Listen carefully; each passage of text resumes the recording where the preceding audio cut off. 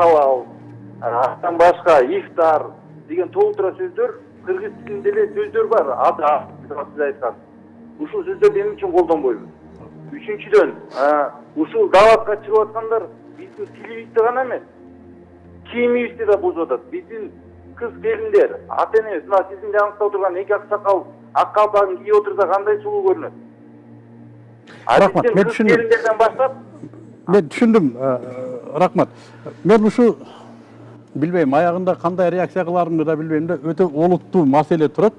Биз сырткы көрүнүшү менен да биз сотка деп деле жүрөбүз го. Компьютер деп деле жүрөбүз, автобус деп атабыз, самолет деп атабыз. Анын деле кыргызча аталыштары бар. Кийим мен азыр мисалы үчүн Кыргызстандын баарын текшерип чыксаңыз, үстүндө кыргыздын бир жиби жок. Менин үстүмдө да жок. Анан эми ошол учурда мини юбка кийгендер эч ким карабайт. Жылаңач жүргөндөрдү эч ким карабайт. Менимче мунугу нерсе башка нерседен келсе керек. Мен муну туура түшүнөм. Мен ушундай реакциялар акыркы кезде кубанычта да болдум. Пайгамбарыбыздан бир хадис келет экен. Дин жат болуп келет дейт. Карып болуп келет деп турду. Жат болуп келет коомго, жана жат болуп бутка турат дейт. Демек, коомдо мына ушул диний түшүнүктөрдү өтө мындай каршылык менен кабыл алып атса, демек дин тарап аткан экен деп түшүнүш керек экен деп койдум да. Карып болуп келет деп айтыптыр. Эми азыркы телекөрүүчүгө бир жооп берип коюш керек болуп атат да. Азыр эми биз баягы даватчыларга муктаж болгонубуздун себеби бизде дин мамлекеттен тышкары деп азыркы күнгө чейин каралбай калган. Мына президентибиз баш болуп азыр диний концепцияны кабыл алып, эми жаңыдан ушул иш башталды деп айтсак болот да.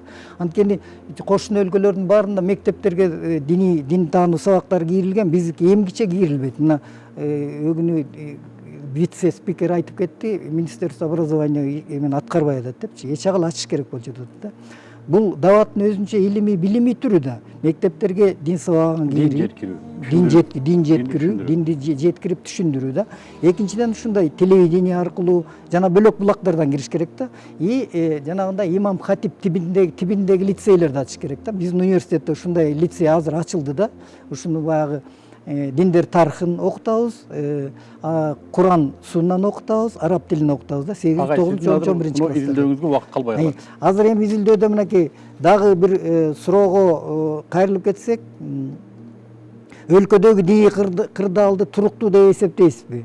46% туруктуу деп эсептейбизби, 20% туруктуу эмес деп эсептеп атышат да. Себеп дегенде жанагы биз даватчыларга, ошолорго баягы ишенип, ушулар аркылуу динди жеткиребиз деп метип атсак, алардын терисин кийип алган дагы толтур эмелер кирип кеткен да бизге. Ошол мисалы салафилер дейли, хизбут тахрирлер дейли, ошол динди жеткирүүчүлөр болуп, анан жанагындай Сирия же бөлөк жактарга үгүттөп кетип аткан. Мен жагай бу жерде бир аз мен сиз менен талашат элем эгер Рамазан болбогондо. Бу жерде менимче салафтарды мен изилдегениме караганда, хизбуттарды мен изилдегениме караганда таблик жамаат менен эч кандай эч кандай жок. Мындай бир окшоштугу жамын болуп атат да. Эми кантип жамынсын эми? Ар ким өзүнүн жолу бар го. Ар ким өзүнүн таратуу системасы бар. Менимче бу жерде башка айта турган нерсе. Мынагу Кыргызстанда мен кечирим сурайм. Мындан 15 жыл мурда биз түштөн кийин көчөгө чыксак, мастардын үстүндө жүрөт элек. Балким өзүбүз алардын катарында жаткандыр элек. Азыр мен Бишкекте бир жыл мас көрбөйм. Алхамдулилла. Ишенесиңерби ушуга? Ишенебиз. Бул кимдин эмгеги? Биз жаман көрүп аткан ушул даватчылардын эмгеги деп эсептейм. Башка бир дагы силер институтты мага алып келип бере албайсыңар. Ушулар ушунун үстүндө иштерби, эл ичпей калды деп. Жок.